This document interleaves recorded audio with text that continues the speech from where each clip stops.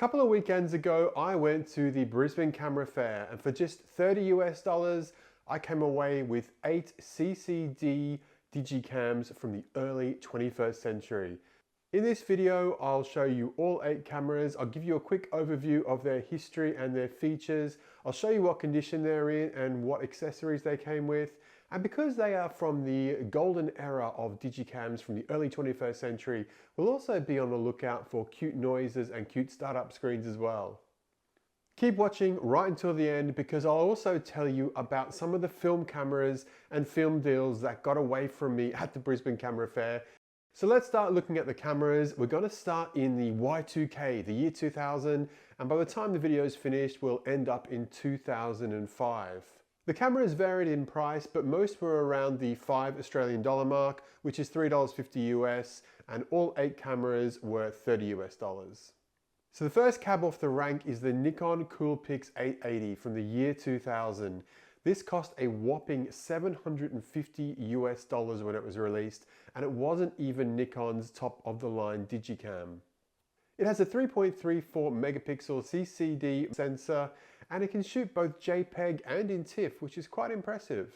It has a 38 to 95mm zoom lens, and it has quite a few tricks up its sleeve. It can manual focus, it has different scene modes, different flash modes, exposure compensation, and it can even do bulb exposures for traffic trails and fireworks. It's in fairly good condition for its age. There is some kind of mark there on the LCD screen on the back of the camera, but of course that doesn't affect the photos once you download them.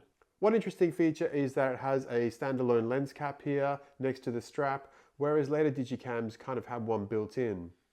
I got this for $3.50 US with the battery and with a 64 megabyte compact flash card. It passed the selfie test, but it does make some jittery noises, which are kind of concerning. So I think it's here for a good time, not for a long time. The funny thing is though, when you go to turn some of these CCD cameras off, it takes quite a while for the camera to write the file to the card. So you can't turn the camera off straight away. You've kind of got to wait for like 20-30 seconds until it finishes writing the file to the memory card. How times have changed. Next up, we have 2001's Nikon Coolpix 775. As you can see, this is much smaller than the Coolpix 880. In fact, when the 775 was released in 2001, it was one of the smallest, most compact and lightest Digicams on the market, weighing just 230 grams, which is about 8 ounces. It cost just $450 US when it was released. There was a trade-off for it being so light and compact though. It had a smaller 2.1 megapixel CCD sensor. It does have an impressive array of features though. It has white balance, exposure compensation, sharpening options. It can also shoot video up to 15 seconds at a time, but without sound. When I bought this at the camera fair, it came with a 32 megabyte compact flash card, and like its bigger brother, it is a bit jittery when you turn it on and when you try and use the zoom, or even when you're just leaving it standing by itself, it does kind of jitter a little bit. So again, I think this one is here for a good time, not for a long time. And finally, it passed the selfie test with flying colors. The next camera in the lineup is 2003's Sony Cybershot DS1 This 3 megapixel camera has a 1.6 inch TFT screen. It has a fixed focal length of around 33mm. There is like an optical zoom in there. There's a couple of buttons on the back where you can zoom in, zoom out. I haven't quite worked out how to use it yet. I'll have to download the manual and work it out. And that's the good thing about a lot of these Digicams. You can easily get manuals for these cameras from their company websites, which is just fantastic. This came with a battery and a 16 megabyte memory stick, and it weighs just 217 grams or 7.5 ounces. This camera has some cool picture effect modes for your JPEGs: solarize, black and white, sepia, and negative art. It also has 3 levels of flash: high, normal, and low. It has manual focus and also exposure compensation. This one also passed the selfie test with flying colors. Next up, we're heading to 2004, and probably the pick of the cameras I'd say that I picked up at the Brisbane Camera Fair. It is the Canon PowerShot A95. This camera is powered by 4 AA batteries, so it can get a little bit heavy just because of the weight of those batteries. But the camera does have a lot of features. It originally sold for $360 US, and it features a 5 megapixel CCD sensor. One of the most impressive features of the A95 is the flip screen. You can have it showing like this with just the Canon logo so you can't see the photos you're taking. You can flip it out, use it in selfie mode. You can turn it back around and use it like a normal screen on the back of a digital camera. So it's really versatile. I really love this. And it also has the coolest startup screen of any of the cameras I bought. Look at this beautiful bird here on the back of the startup screen. Unfortunately though, it's extremely unlikely that you're going to get a beautiful crisp image of a bird shot with a Digicam like this. But hey, I still think it's pretty cool. The Canon PowerShot A95 has a wide range of scene modes. These are quite cool. I mean, it has all the usual ones like portrait, landscape, night scene, but it also has fast shutter, slow shutter, stitch assist, snow, beach, fireworks, and there's even a scene mode for foliage. Wow, how cool is that? The PowerShot also has exposure compensation plus or minus 2 stops. So despite the fact it is a little bit heavier because of those 4AA batteries, I really love this camera and I can't wait to play around with this one more.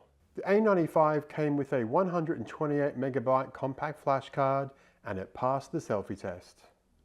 Another camera from 2004 is this beautiful Samsung Digimax V5.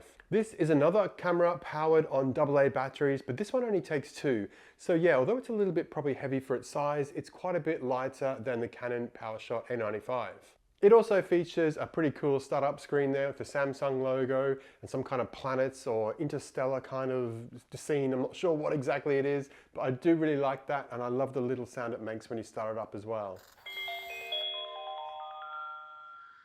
This is a 5 megapixel CCD camera and it has an equivalent zoom of 38 to 114 millimeters. It takes an SD card for storage, but when I put an 8 gigabyte card in there, it wouldn't work and I wasn't sure why. Is this camera broken? What's going on? And then I remembered about my Casio Exilim. Of course, that is a camera, a Digicam that I've reviewed on this channel. There's 2 videos on this channel about the Casio Exilim EX S1. Love that little camera. And of course, this Samsung camera has the same issue as the Casio Exilim.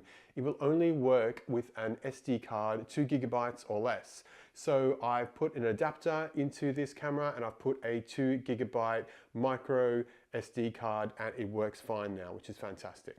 It has a few tricks up its sleeve like exposure compensation and a variety of scene modes and also a movie mode. I haven't tried any of those out yet, but this one is quite compact, so I think this will probably come along with me on my travels sometime. And yeah, really looking forward to taking a few more photos of this one as well. The Samsung passed the selfie test beautifully. Another 2004 camera is this one, the Kodak EasyShare LS755. This 5 megapixel CCD camera has a lithium ion battery. The one that I got it with was kind of dead, so I had to buy a new one off the internet, but that one works just fine, the new one. Interestingly, this was the first Kodak camera that used the XD storage format, which is kind of weird because around 2005, yeah, I bought a camera for my girlfriend, who's now my wife. It was a little Olympus camera in 2006 and it had an XD card in there, but XD cards were kind of on the way out then in 2006. But for some reason, Kodak swapped over to the XD format in 2005, which was pretty short-lived because eventually, of course, SD cards would take over everywhere. I was quite happy paying just $5 for this camera or $3.50 US because it came with a 16 megabyte XD card. And of course, if you've ever had to buy one off eBay or other marketplaces, yeah, they can go for quite a lot of money these days as people who want to play with Digicams are searching them. And of course, then you're going to pay for shipping or postage. So yeah, this was worth it just for the memory card, of course, but it turns on, it works. It's a really cool little camera. I did read online that it was made for the Japanese domestic market, but then again, all of the information on the screens here and the menus is in English. So even on the back of the camera, all the writing's in English. So I'm not sure if that's actually true or not. It has a cool little Kodak splash screen when you start it up, and these lights flash on the top. And the Kodak passed the selfie test. If you're enjoying this video, please give it a thumbs up and leave a comment below. Make sure you also sign up for my Substack, mattlovescameras.substack.com. And to finish off, we have 2 more Sony Cybershot cameras. The first one is the Sony Cybershot DS1 from 2005. It has a 4 megapixel CCD sensor. Now this camera was a little bit problematic from the get-go. First of all, it had a little crack in the battery door, which hadn't cracked completely, but I sort of sealed it up with a bit of super glue, so I'm hoping that's going to hold. Then even with fresh batteries, it takes AA batteries, it wouldn't turn on, I wasn't sure what was going on, and then I noticed a bit of corrosion on one of the terminals. So I cleaned that up, it worked again perfectly with a little bit of, scraping away very gently on the terminals there, the blue corrosive material. And then I used a bit of a Q-tip and a bit of alcohol and wiped that away. Worked perfectly. Next day I went to start it up, it wouldn't work again. So I wasn't sure what was going on. And then I tried the old trick of putting a little bit of aluminium foil across the battery terminals. So, sort of complete the cycle of the electrical charge or whatever it is. I'm not very good with electronics, as you can tell. But that works. It actually works now. It turns on. So there you go. I'm not sure how long it's actually going to last for, but for the moment, it does actually work. So I'm really grateful for that. I think like the Nikons, it's here for a good time, not for a long time. Looking forward to taking a few photos with this. Lovely and compact and light. Comes with a 256 megabyte Memory Stick Pro storage device, which is kind of cool. I think this is the first Digicam I've ever had that uses that kind of storage media, so it's good to have one. Even if this camera breaks, at least I'll have the memory card. It was worth $3.50 US. Despite its problems, this one did pass the selfie test. And last up, we have 2005's Sony Cybershot DS1. This tiny camera is super cute and I was really looking forward to using it. Unfortunately, at the camera fair, it wouldn't turn on, but I got it for a good deal. I think he sold me this one for like $2 because it wouldn't turn on. And I thought, yeah, it's worth the gamble. It came with a Sony Duo adapter and there was a little SD card in there, which is a 256 megabyte card. So once again, for the price of the camera, it was worth it for the memory stick alone. With this one, I had to source a new battery off the internet. I do have a universal charger. Unfortunately, the original battery just would not do anything with the universal charger. No lights, nothing. It was completely dead. So I bought another battery for this camera.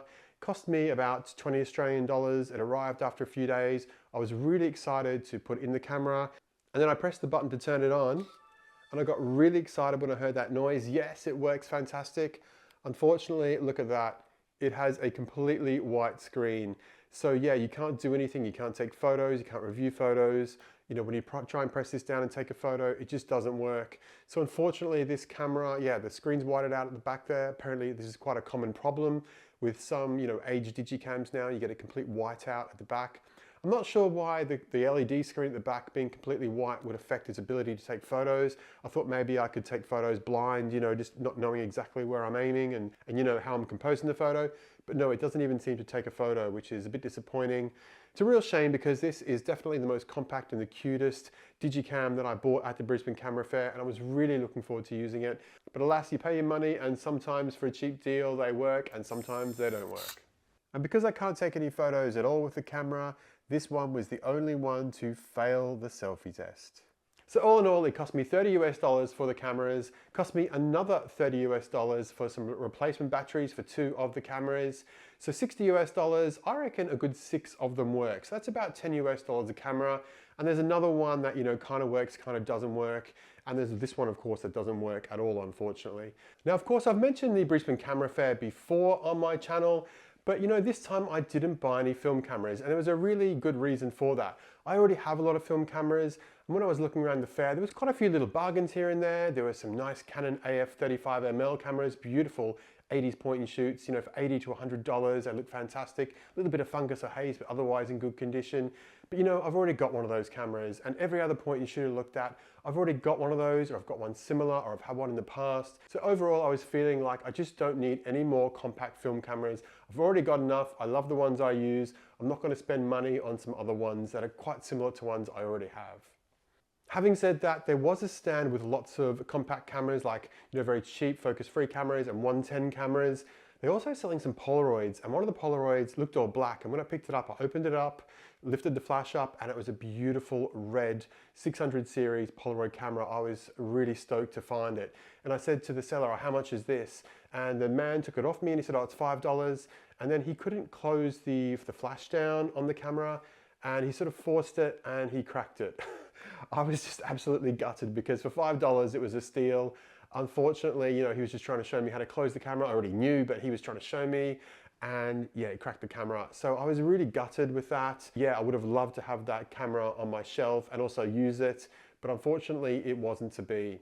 There's also a really cool Polaroid radio for sale. Unfortunately, one of the people who has had a stand there already bought it, but these radios, they work with used film packs from your Polaroid film. So if you get, Polaroid SX70 or 600 series film, after you shoot the pack of film, you can take one of the cartridges and insert it in the radio, and the radio fires up. How cool is that? I've always wanted one. I've seen them for a few years, never seen one at the Brisbane Camera Fair before, and unfortunately, yeah, I missed out because I wasn't there early enough. And this is my next point about camera fairs: get there early. I was the 80th in the door. Even though I was actually there like 20 minutes before it opened, I was the 80th person in the door. So a lot of the bargains had gone by the time I got there. And one gentleman actually got a tray of like Fujifilm pack film. I think there was like 8 boxes for $10 Australian each, which is, $7 US each. He tested one of them the next day, said it was in perfect working order. So wow, what a steal he got. And also in the box of stuff he got was a $4 Olympus XA. How cool is that? So yeah, you've got to get there early sometimes and really get around the stands and see what people are selling off cheap and get in there and grab a bargain. For the first time ever at the camera fair, there was also a free table. I've never seen this before, but there was a table covered up by a black cloth, and I thought, oh, what's going on there? And then as I was walking around, I was doing about 5 laps of the camera fair. They took the cloth off, and there was a whole load of stuff you could just take for free. And I found all of these accessories for my Diana camera there, which is fantastic. I've got another Diana flash now, and I've got these different lenses I can use, which I'm really happy about. Really cool to have a table of giveaway stuff that the sellers don't want, that people can take. So I thought that was really lovely for a community event to have something like that. So I think I did pretty well with my Digicam haul at the Brisbane Camera Fair. What did you think? I would love to know. Let me know what you think of these cameras in the comments, and let me know if you've used any of them and what you thought of them.